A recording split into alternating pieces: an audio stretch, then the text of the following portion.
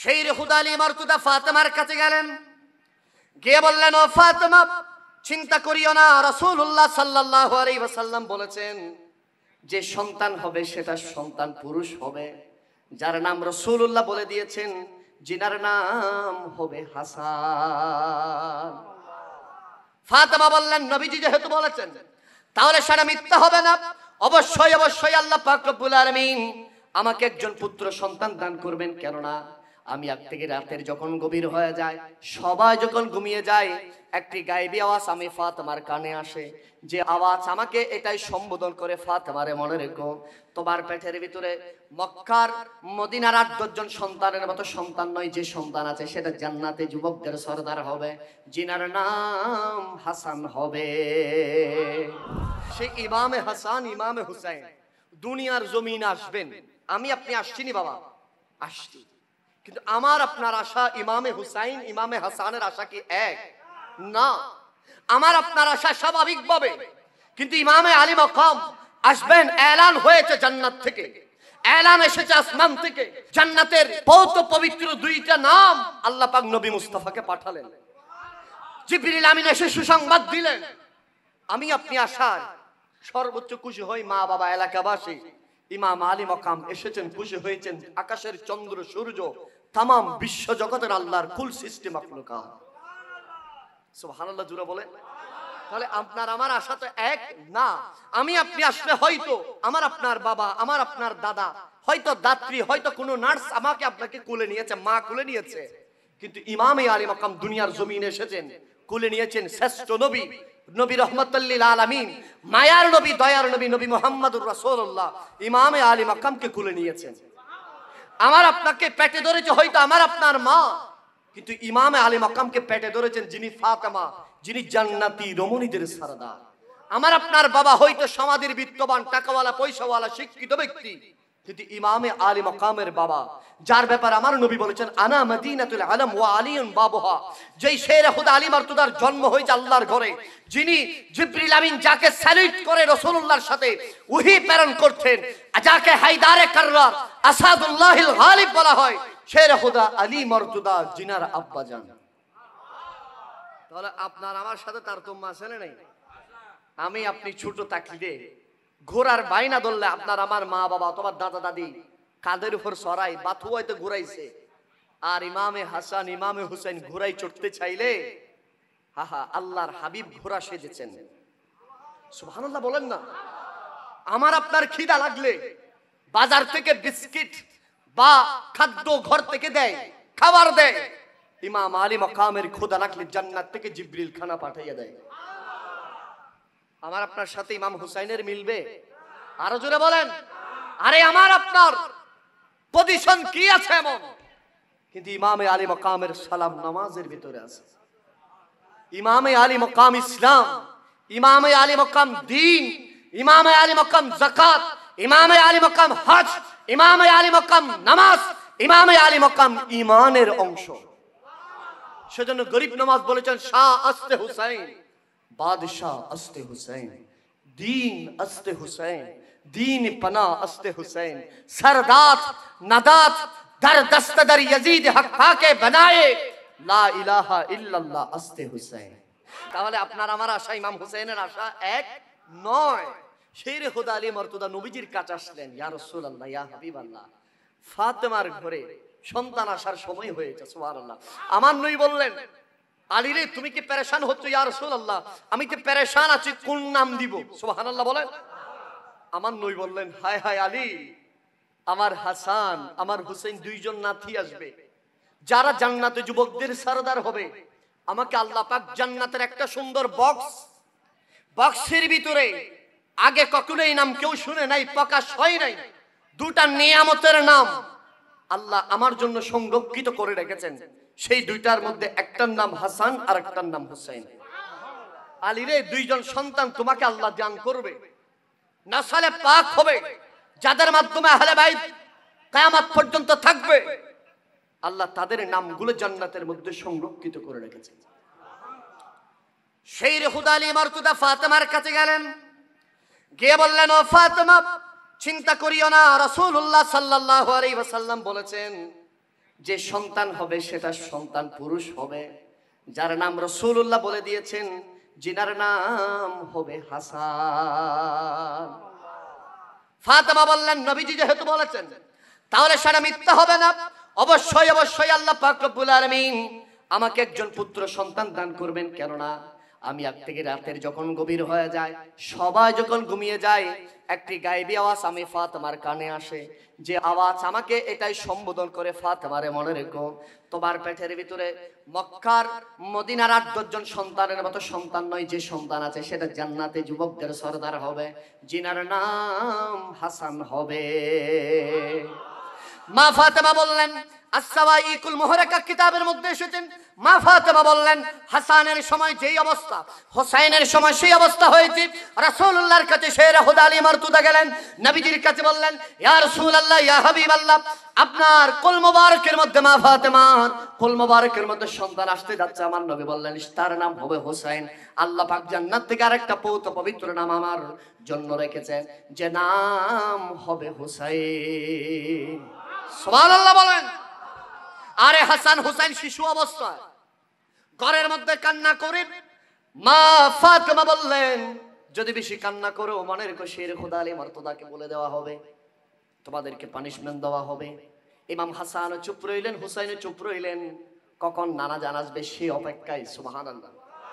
হাদিসে মোবারকার মধ্যে আপনি যতগুলো হাদিস দেখবেন, আমার নবী যেই নবী হাঁটলে আকাশের চন্দ্র নবীর সাথে হাঁটে, যেই নবী হাঁটলে মেঘ ছায়া দেয়, যেই নবী হেঁটে গেলে জান্নাতের টুকরা হয়ে যায়, যেই নবী হেঁটেছেন হুজরা মোবারক থেকে মসজিদে নববী, আমার আল্লাহ বলতেছেন, হাবিব রে, সেটা সাধারণ জায়গা রাখবো না। হাদিসে কুদসির মধ্যে বলা হয়েছে, মা বাইনা বাইতি ওয়া মিনবারি রাউদাতুন মিন রিয়াজিল জান্নাহ।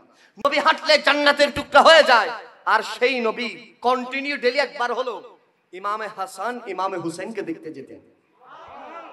আর যারা বলে, যাওয়ার সাথে সাথে হাউমাউ করে কান্না করে দিলেন। আমার নবী বললেন, কি হুসাইন কান্না করছো কেন?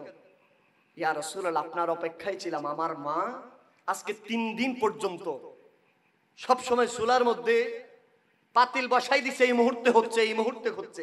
খিদার যন্ত্রণায়, খিদার কারণে আজ আমি হুসাইন কষ্ট পাচ্ছি। নানা জান আপনি আসবেন, আপনাকে বলবো, সেজন্য অপেক্ষায় আছি। হাদিস সাক্ষী দেয়, আল্লাহর হাবিব ইমামে আলী মাকাম ইমামে হুসাইনকে কোলের মধ্যে বসালেন। বসানোর পরে বললেন, এই আমার নাতি জান ইমামে হুসাইন, তোমার জিহ্বাটা আমি নানা জানের মুখের মধ্যে দিয়ে দাও। সুবহানাল্লাহ। তোমার জিহ্বাটা দিয়ে দাও। ইমামে হুসাইন বলেন, হাদিসে মোবারকা বর্ণনা করেন, ইমামে হুসাইন জিহ্বা দিতে দেরি, ইমামে হুসাইন চোখ বন্ধ করে ফেললেন। অনেকক্ষণ চোষার পরে হঠাৎ করে জিহ্বা বের করলেন এবং বললেন, নানা জান, আমি কখনো এত মিষ্টি পানি পাই নাই, যে মিষ্টি পানি আপনার জবান থেকে পেয়েছি। বললেন ইমামে হুসাইন, নানা জান, আমার খিদা নিবারণ শেষ হয়ে গেছে, আমার আর ক্ষুধা নাই। ইয়া রাসূলুল্লাহ, ইয়া হাবিবাল্লাহ, বলেন, আমার মনে হচ্ছে পৃথিবীর কোনো পানির সাথে এই পানি মিলে না, এত মিষ্টি পানি নানা জান আপনার জবান মোবারকে কোথা থেকে এসেছে? নবীজি হেসে হেসে উত্তর দিলেন, ইমাম হুসাইন, এটা দুনিয়ার কোনো পানি নয়, এটা হাউজে কাউসারের একটা অংশ। আল্লাহু আকবার বলেন। কেমন ভালোবাসতেন নবীজি ইমামে হাসান ইমামে হুসাইনকে। শের হুদা আলী মারতুদার কাছে গেলেন। ইমাম হুসাইন বললেন, বাবাজান, আমার বন্ধুরা সুন্দর সুন্দর ইয়েমেনি সুন্দর সুন্দর ঘোড়ার মধ্যে ছোট ছোট দৌড়াদৌড়ি করে, আমাকে ঘোড়া কিনে দিতে হবে। শের হুদা আলী মারতুদা বলেন, আমার কাছে পয়সা নাই, আমি কোথায় ঘোড়া কিনে দেব? সুবহানাল্লাহ। বলছে, ঘোড়া যদি কিনে দিতে না পারেন, একটা উপায় বলেন না, পথ বলেন, কোথায় গেলে ঘোড়া পাবো? শের হুদা আলী মারতুদা বলেন, যখন নানা জান রাসূলুল্লাহ আসবে তখন নবীজির কাছ থেকে ঘোড়া চাইবে। আর একটু জোরে বলেন। নবীজি তশরিফ আনলেন, ইমামে হুসাইন দৌড়ে গেলেন। ইমামে হাসান ইমামে হুসাইনের মধ্যে সবচেয়ে নবীজির সাথে বেশি কথা বলতেন ইমামে হুসাইন। সুবহানাল্লাহ বলেন। সেজন্য নবীজি বলছে, হুসাইন মিন্নি ওয়া আনা মিন হুসাইন। আমার নবী বলতে হুসাইন আমার সাথে বেশি কথা বলতেন। দৌড়ে নানা জানের কুলের মধ্যে উঠে গেলেন রাসূল আরবী। সুবহানাল্লাহ বলেন। বললেন, আজকে এত বেশি খুশি নানা জান, আমি আমার বাবার কাছে বলেছিলাম একটা ঘোড়া দেওয়ার জন্য। আমার আব্বা জান বলেছেন আপনাকে বলতে, ইয়া রাসূলুল্লাহ, আমাকে একটা ঘোড়া দেন, সুন্দর সুন্দর ঘোড়া। সুবহানাল্লাহ। নবীজি ইমামে হুসাইনকে বললেন, এ হুসাইন, এমন একটা উত্তম রূপের ঘোড়া তোমার সামনে উপস্থিত হবে, তাম বিশ্ব জগৎ এক পাশে রাখলে ওই ঘোড়ার সমপরিমাণ হবে না, এমন একটি ঘোড়ার উপর তুমি সওয়ার হবা। ইমাম হোসেন বললেন, নানা যাই সে ঘোড়াটা কোথায়? আমার নবী বললেন, আমার কুল থেকে নামো। রাসূলুল্লাহ বলেন, আমি ঘোড়া সাজবো। সুবহানাল্লাহ। না না, আপনি ঘোড়া সাজবেন? হ্যাঁ। ইমামে আলী মাকাম বলতেছেন, আহা, ওনারা তো ছোট বাচ্চা হলো আমাদের মতো ছোট বাচ্চা, আমাদের যে ছোট বাচ্চারা গুরু গুরু লাদা লাদা বাচ্চা এগুলোর মতো তো না, ওনারা জান্নাতি যুবকদের সরদার। সুবহানাল্লাহ বলেন। বললেন, ইয়া রাসূল আপনি ঘোড়া সাজবেন? হ্যাঁ। নবীজি ঘোড়া সাজলেন। ইমাম হুসাইন পিঠের উপর আরোহণ করলেন। বলেছেন, নানা জান, আমার বন্ধুদের ঘোড়ার তো সুন্দর লাগাম আছে, টান দিলে দৌড় দেয়, ছেড়ে দিলে থেমে যায়। তখন নবীজি বললেন, আমার যে ইয়েমেনি চাদর ছিল, আমি সেই চাদরটা ইমাম হুসাইনের হাতের মধ্যে দিলাম। সুবহানাল্লাহ। এই চাদরটা আমি তাকে দিলাম। ইমাম হুসাইন, তুমি যখন টেনে ধরবে আমি দৌড়তে থাকবো, ছেড়ে দিলে আমি স্টপ হয়ে যাব। সুবহানাল্লাহ বলেন। আরে যেই নবী, আহা, যে নবী আঙ্গুল তুললে চন্দ্র দ্বিগণ্ঠিত হয়ে যায়, যে নবী ইশারা দিলে সূর্য ফিরে আসে, যেই নবীর এত শান মান, যেই নবীর উম্মত হতে চেয়েছিলেন আদম থেকে ঈসা রুহুল্লাহ সওয়া লক্ষ নবী রাসূল, সেই নবী গোরা সেজেছেন। না না, জান গোরা সেজেছেন ইমাম হুসাইনের জন্য। আরেকটু জোরে বলেন। আহা, এটা সহজ কথা? সহজ কথা এটা না। সেজন্য আশিক বলেন, নবীর শান কত। हमने माना कि जन्नती बहुत है हंसी, छोड़ कर हम मदीना न जाए कहीं, यूं तो जन्नत में सब है मदीना नहीं, और जन्नती मदीने में मौजूद है। সুবহানাল্লাহ। একটু জোরে বলবেন। এই দুনিয়ার মানুষ যারা জান্নাতে যেতে চাও, জান্নাতের ভিতরে সব আছে, মদিনা নাই, কিন্তু মদিনার ভিতরে জান্নাত আছে। সুবহানাল্লাহ বলবেন না? যেই নবী হাঁটলে কি হয়ে যায়? জান্নাত হয়ে যায়। সেই নবী ইমাম হুসাইনের জন্য কি সেজেছেন? ঘোড়া সেজেছেন। এবং নবীজি বলেছেন, এই দুনিয়ার মানুষ মনে রেখো, আমার নবী খুতবা দিচ্ছেন, এটা শুনেন, কষ্ট হচ্ছে আপনাদের? জলিলের কদর সাহাবায়ে কেরাম সবাই বসা আছে। খুতবা দিতে দিতে হঠাৎ করে ইমামে হুসাইন মসজিদে নববীতে প্রবেশ করলেন। সুবহানাল্লাহ। নবীজি খুতবা স্টপ করে দিলেন। খুতবা থেকে, মিম্বর থেকে নেমে ইমাম হুসাইনকে ধরলেন, ধরে কোলে নিলেন, আবারও মিম্বরে আসলেন, খুতবা স্টার্ট করলেন। সুবহানাল্লাহ বলেন। সহজ কথা? High high high. সেদিন মদিনার জমিনে রাসূলুল্লাহ সাল্লাল্লাহু আলাইহি ওয়াসাল্লাম নামাজ পড়াচ্ছেন, সাহাবায়ে কেরাম নামাজ পড়তেছেন, আমার নবী সিজদা দিলেন, আল্লাহু আকবার বলে। সিজদার মধ্যে আমরা কি তাসবিহ পড়ি? সুবহানা রাব্বিয়াল আলা, সুবহানা রাব্বিয়াল আলা। সাহাবায়ে কেরাম আমরা কয়বার পড়ি? 3 বার, 5 বার, 7 বার, 9 বার, 11 বার, 13 বার, 15 বার, 17 বার, 19 বার, 21 বার, এর চেয়ে বেশি পড়ি। কিন্তু সাহাবায়ে কেরাম ওই দিন পড়তে পড়তে পড়তে পড়তে 70 থেকে 72 বার পড়ে ফেললেন। একজন সাহাবী বললেন, নবীজি এত লম্বা সিজদা তো কখনো দেয় না জামাতের নামাজে, আজকে এত লম্বা সিজদা কেন? আমার নামাজ ছুটে যাক, আজকে আমি দেখতে চাই। আরেকটু জোরে বলেন।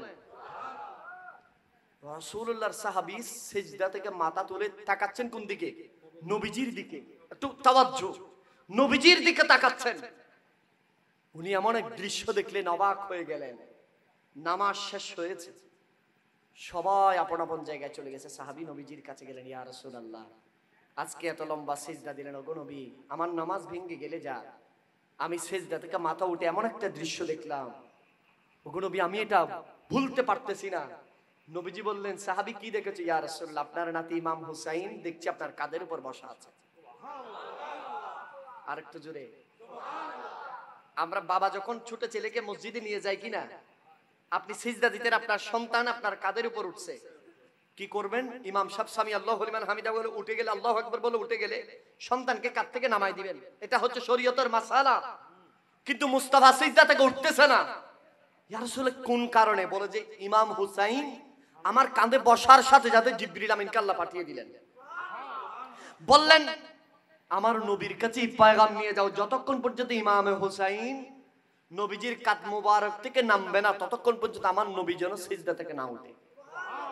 এই আয়াতে কারিমা ওই আয়াতের দিকে ইশারা করা হচ্ছে যেখানে আল্লাহ বলেছেন কুল্লা আসআলুকুম আলাইহি আজরা ইল্লাল মাওয়াদ্দাতা ফিল কুরবা। হাবিব আপনি আমার বান্দা আপনার উম্মতদেরকে বলে দেন আপনার দ্বীনের খিদমতের বিনিময়ে আপনি কিছুই চান না ইল্লাল মাওয়াদ্দাতা ফিল কুরবা, শুধুমাত্র আহলে বাইতের মহব্বত ছাড়া। সুবহানাল্লাহ, জোরে বলেন। আহলে বাইতের মহব্বত ছাড়া আর কিছুই চান না। রাসূলুল্লাহ বললেন ইমাম হোসেন আমার স্যারের আমার কাঁধের উপর ছিল। জিবরিল আমিন এসে আমাকে বলতেছেন ইয়া রাসূলুল্লাহ আপনি ততক্ষণ পর্যন্ত সেরে পাক তুলবেন না যতক্ষণ পর্যন্ত ইমাম হুসাইন নেমে না আসে। সুবহানাল্লাহ বলেন। রহমতুল লিল আলামিন সিজদার মধ্যে আছে, ইমাম হুসাইন কাদের মধ্যে, সেই ইমাম হুসাইনের শান কেমন হবে? সুবহানাল্লাহ বলেন না। সেই ইমাম হুসাইনের হুরমত কেমন হবে? সেই ইমাম হুসাইনের সেই নরানি জিসিমে পাক কত দামি হবে? আজ হজ করতে যারা যায়, এখন তো কানুন করে দিছে রিয়াজুল জান্নার ভিতরে শুধু একবার ঢুকতে পারবেন। কয়বার? বছর একবার, এর চেয়ে বেশি ঢুকতে পারবেন না। কত প্রোটোকল দিয়ে আপনাকে নিয়ে যাবে। যারা হজ উমরা করতে যায় একবার ঢুকবে 10 মিনিটের বেশি বসতে পারবেন, আবার ওইখানের প্রশাসন আপনাকে বের করে দিবে। কিন্তু এই রিয়াজুল জান্নায় ইমাম হুসাইন খেলা করতেন। আমি আপনি জীবনের একটা অংশ মনে করি রিয়াজুল জান্নায় ঢুকা, ঠিক কিনা বলেন না? আরে রিয়াজুল জান্নায় আমি ঢুকেছি, আমি গর্ববোধ করি, আল্লাহর কাছে শুকরিয়া আদায় করি, আল্লাহ আমি রিয়াজুল জান্নায় একবার গেছি। যদি এরকম সৌভাগ্য যদি আমার আপনার যদি ভিতরে যদি একবার যাওয়ার কারণে যদি এত ফিল যদি হয়, এত সৌভাগ্যবান যদি হয়, ইমামে হাসান ইমামে হুসাইন তো রিয়াজুল জান্নায় পুরো জীবন খেলা করেছেন। হাই হাই হাই, ওনাদের কি পজিশন, কি শান হবে, কি ইজ্জত হবে, কি হুরমত হবে, কি পজিশন তাদের হবে। আজ আমরা সৌভাগ্যবান, আজ আপনারা বতুয়ার মানুষরা সৌভাগ্যবান, আজ আহলে বাইতের প্রেমের জলসার মধ্যে আপনারা বসেছেন, আজ আপনারা আহলে বাইতের মহব্বতে বসেছেন, আজ আপনারা আহলে বাইতের প্রেমে বসেছেন, আজ আপনারা আহলে বাইতের ইশকের সাগরে ডুব দেওয়ার জন্য বসেছেন, ঠিক কিনা বলেন? সেজন্য আমি একটা কথা প্রায় সবাই বলি, গতকালকে আমির ভান্ডার দরবারও বলেছিলাম, আজকের সমাজ দিন দিন অর্ধপতনের দিকে যাচ্ছে, ঠিক কিনা? পতন হয়ে যাচ্ছে আমাদের। কোথায় আদব, কোথায় কায়দা, কোনো কিছুই নাই। সম্প্রতি গতকালকের একটা ঘটনা, পুরো বাংলাদেশ আজ লজ্জিত, পুরো বাংলাদেশ আজ মনুষ্যত্ব বিলুপ্ত হয়ে যাচ্ছে। কুমিল্লার একজন নারীকে বিবস্ত্র অবস্থায় ভিডিও করে মানুষের কাছে দেখিয়ে দিয়েছে। নাউজুবিল্লাহ বলেন। মানুষ কিরকম হায়না হলে, মনুষ্যত্ব কিরকম বিপর্যয় হলে কাজগুলো করতে পারে। আহা, যে একজন নারী সে আমার মা, একজন নারী সে আমার বোন, একজন নারী সে আমার স্ত্রী, একজন নারী সে আমার মেয়ে, একজন নারী সে আমার আল্লাহর দেওয়া একটা মহান নিয়ামত। আর সেই নারীকে বিবস্ত্র করে জাতির বিবেক, মানুষের আকল জ্ঞান কোথায় গেলে বিবস্ত্র করে মানুষকে দেখিয়ে দেয়। নাউজুবিল্লাহ বলেন, আরো জোরে বলেন। আজ আমরা মানুষ হিসাবে লজ্জিত। যদি এখন আমরা মানুষ আছি, নিজেকে মানুষ বলি, খোলাসা মানুষ, আমাদের আচার আচরণ চতুষ্পদ গরু ছাগলের মতো হয়ে গেছে, ঠিক কিনা বলেন না? আজ আচার আচরণ কি হয়ে গেছে? গরু ছাগলের মতো হয়ে গেছে আমাদের আচার আচরণ, আমাদের ব্যবহার, আমাদের সৌহার্দ্য নাই। এই সব কিছুর মূলে কি জানেন? দিলের ভিতরে আল্লাহর খৌফ চলে গেছে, রাসূলুল্লাহর মহব্বত চলে গেছে, আহলে বাইতের মহব্বত চলে গেছে। সেজন্য এই কথাটা মন দিয়ে শুনে রাখেন বাবা, এই সমাজে যদি শান্তি ফিরাইতে চান, আল্লাহর দিন ছাড়া শান্তি ফিরানো সম্ভব। সমাজে শান্তি প্রতিষ্ঠা করতে হলে আমার নবীর সুন্নাত ছাড়া শান্তি প্রতিষ্ঠা হবে না। সমাজের মধ্যে উচ্ছৃঙ্খল বন্ধ করতে চাইলে, শান্তি শৃঙ্খলা সৌহার্দ্য ভ্রাতৃত্ব যদি রাখতে চান, আহলে বাইতের প্রেম ছাড়া বিকল্প এটা ছাড়া সম্ভব নয়। এক সময় একটা মানুষ মারা গেলে একটা ঘরে 2 সাইর পুরো এলাকা শুকা হতো থাকতো, ঠিক কিনা? আমরা ছোট কালে দেখতাম সাদা কালো, তখন টিভি ছিল, কি টিভি? সাদা কালো টিভি। ওই বিটিভির ইংরেজি সংবাদ চলতো দিনের 10টা রাতের 10টায়।